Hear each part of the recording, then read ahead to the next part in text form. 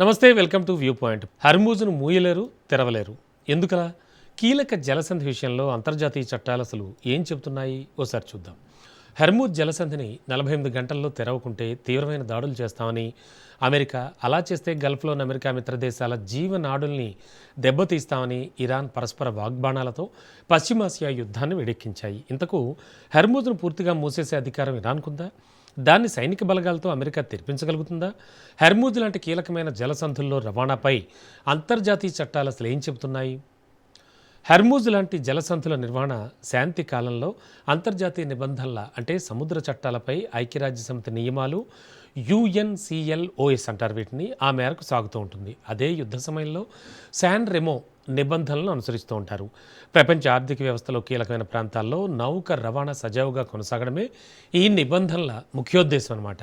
రోజు 20% ప్రపంచ చమురు రవాణా చేసే హర్మూజ్ జలసంధిని తీసుకుంటే ఇది పర్షియన్ గల్ఫ్ ఆఫ్ ఒమన్లను కలుపుతూ ఉంటుంది.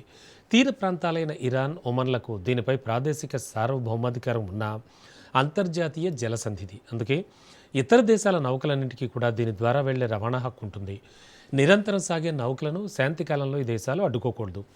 ఇక యుద్ధ సమయంలో, అదే యుద్ధం కానీ ఆయుధ సంక్షోభాల సమయంలో కానీ పైన చెప్పిన నిబంధనలు వర్తించవు. నావికాదళ యుద్ధ చట్టాలు అమల్లోకి వస్తాయి. సాధారణంగా ఆయా దేశాలన్నీ కూడా 1994 శాన్ రెమో నిబంధనల ప్రకారం నడుచుకుంటూ ఉంటాయి.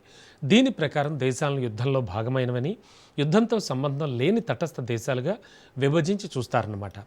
తటస్థ దేశాల వాణిజ్య నౌకలు, యుద్ధ నౌకలు జలసంధి ద్వారా వెళ్ళవచ్చు. వాటి యుద్ధంలో భాగస్వాములైన దేశాలు ఆపకూడదు, లక్ష్యంగా కూడా చేసుకోకూడదు. తటస్థ దేశాలకున్న చట్టబద్ధమైన హక్కులను గౌరవించాలి. అయితే యుద్ధంలో భాగమైన దేశాలతో జలసంధికి బంధం అంటే ప్రస్తుతం ఇరాన్, హర్మూజ్లా ఉంటే కొన్ని నియంత్రణలు విధించుకోవచ్చు.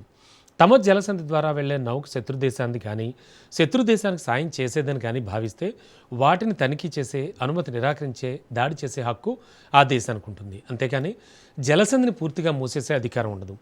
ప్రస్తుత పరిస్థితుల్లో ఇరాన్కు తమపై యుద్ధం చేస్తున్న అమెరికా, ఇజ్రాయెల్తో పాటు వాటి మిత్ర దేశాల నౌకలను హర్మూజ్లో ఆపే అధికారం ఉంది.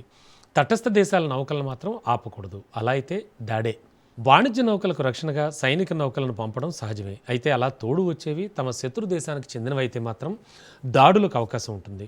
కార్గో నౌకలకు రక్షణగా తమ సైనిక నౌకలను దించుతామంటూ ట్రంప్ ప్రకటన చేస్తున్న నేపథ్యంలో ఇది కీలకం. ఇలాంటి నౌకలపై దాడి చేసే అధికారం ఇరాన్కు ఉంటుందన్నమాట.